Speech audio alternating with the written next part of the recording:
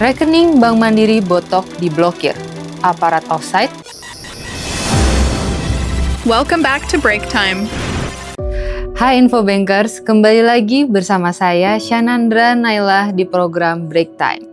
Satu rekening ditunda transaksinya, uangnya enggak hilang, tapi aksesnya mendadak berhenti. Disinilah kasus rekening Supriyono alias Botok, Koordinator Aliansi Masyarakat Pati Bersatu atau AMPB menjadi menarik. Rekening senilai 80,9 juta rupiah di Bank Mandiri itu terkena penundaan transaksi. Awalnya, publik mengenalnya sebagai kasus pemblokiran rekening. Namun, Polda Metro Jaya kemudian meluruskan. Yang diajukan kepada bank menurut polisi bukan pemblokiran, melainkan penundaan transaksi. Dasarnya mengacu pada pasal 26 Undang-Undang Nomor 8 Tahun 2010 dan penundaan itu berlaku paling lama 5 hari kerja.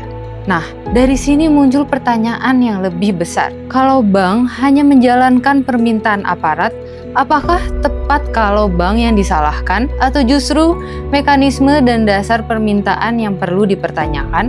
Infobankers, ini bukan cuma soal satu rekening. Ini soal batas kewenangan, perlindungan nasabah, dan satu hal yang paling mahal dalam perbankan, kepercayaan. Infobankers, dari sisi perbankan, posisi Bank Mandiri sebenarnya cukup jelas. Bank wajib mematuhi permintaan aparat penegak hukum sesuai ketentuan yang berlaku. Menolak permintaan tersebut justru bisa membuat bank dianggap menghalangi proses hukum. Jadi, menyalahkan Bank Mandiri bisa jadi salah alamat. Karena persoalannya bukan sekedar siapa yang menekan tombol blokir.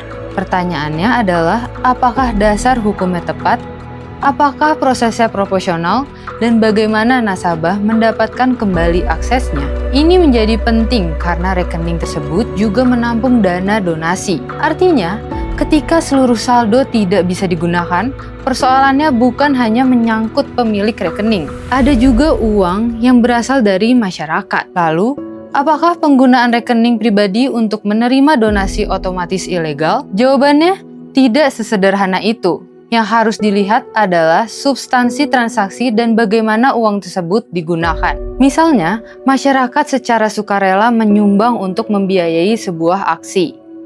Dana itu kemudian digunakan untuk transportasi dan konsumsi peserta, tanpa keuntungan pribadi.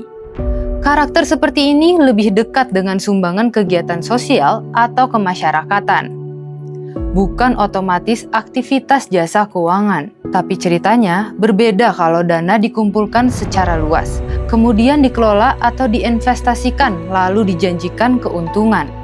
Apalagi kalau pengelola mendapatkan fee atau keuntungan dari dana tersebut. Nah, itu sudah masuk wilayah yang berbeda. Jadi, jangan sampai semua transfer sukarela ke rekening pribadi langsung diberi label penghimpunan dana ilegal. Karena kalau tafsirnya terlalu luas, masalahnya bisa berubah menjadi persoalan kepastian hukum dan proporsionalitas. Dan efeknya bisa merembet kemana-mana. Infobankers, disinilah muncul istilah yang cukup keras. Bank jangan dipaksa menjadi algojo. Kenapa? Karena bank bukan hakim, bank juga bukan pengadilan. Bank adalah lembaga kepercayaan. Kalau rekening seseorang bisa ditunda tanpa penjelasan yang cukup, publik bisa mulai bertanya, kalau rekening dia bisa ditunda, rekening saya aman nggak? Kalau rasa khawatir itu meluas, dampaknya bukan lagi soal satu nasabah. Dana masyarakat bisa ditarik, intermediasi bisa melemah, ongkos risiko bisa meningkat. Bahkan, dana masyarakat bisa memilih tidur di luar sistem perbankan. Dan kalau sudah sampai tahap itu, yang dipertaruhkan bukan cuma reputasi satu bank. Kepercayaan terhadap sistem perbankan ikut dipertaruhkan. Karena itu, OJK dinilai nggak boleh sekedar menonton. Ada beberapa hal yang perlu diperhatikan. Pertama, dasar hukum permintaan penundaan harus jelas. Kedua, penundaan harus proporsional. Jangan sampai seluruh saldo otomatis ditahan, termasuk dana yang tidak berkaitan dengan dugaan tindak pidana. Yang ketiga, nasabah harus tahu alasan penundaan. berapa lama berlangsung, dan bagaimana cara memulihkan akses rekening. Karena nasabah bukan tahanan yang tidak boleh tahu apa masalahnya. Nah, bagaimana respon OJK sendiri? Belakangan, OJK akhirnya memberikan penjelasan. Kepala Eksekutif Pengawas Perbankan OJK Dian Ediana Rae mengatakan penundaan transaksi memang memiliki dasar hukum.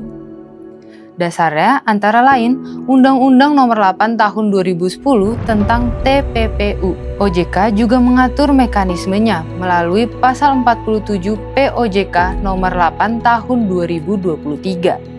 Dalam ketentuan tersebut, penyedia jasa keuangan dapat melakukan penundaan transaksi sesuai peraturan TPPU. Bahkan, penyedia jasa keuangan wajib melakukan penundaan setelah menerima perintah atau permintaan dari pihak yang berwenang, mulai dari PPATK, penyidik, penuntut umum, sampai hakim. Durasi penundaan tersebut paling lama 5 hari kerja. Jadi, dari sisi aturan memang ada mekanismenya.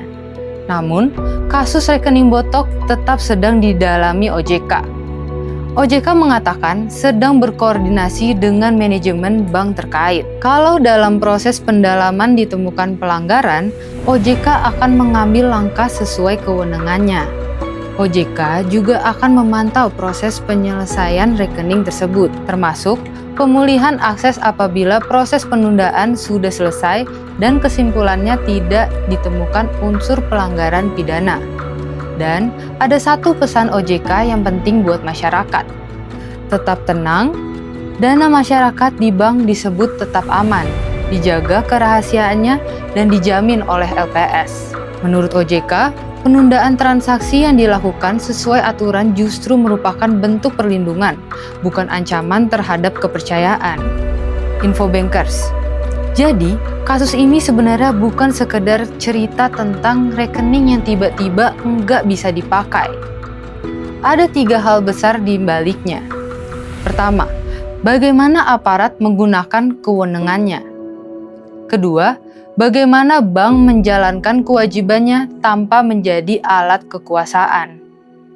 Dan yang ketiga, bagaimana OJK memastikan kepentingan hukum tetap berjalan tanpa mengorbankan hak nasabah.